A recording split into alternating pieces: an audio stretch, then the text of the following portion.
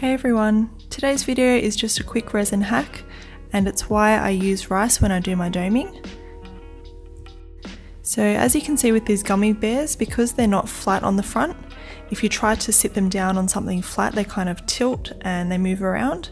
So if you try to dome with something like this, if you try to do a clear layer on the back, it moves and it makes it hard to dome because obviously it'll drip off.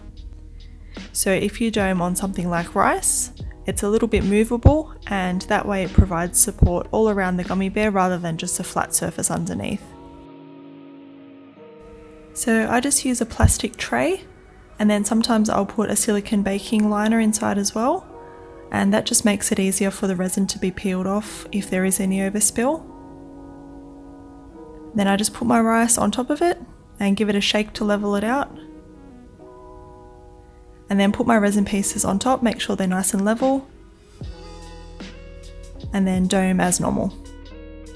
I just wanted to add as a quick side note, you can actually reuse the rice, so I just pop mine back in the jar and I reuse it next time I want to do some doming. And also please don't eat it, it's not safe to eat after using with resin.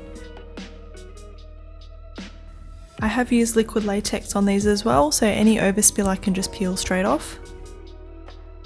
And that is why I use rice when I do my doming. I hope this was helpful. Thank you so much for watching and I'll see you in the next video. Bye!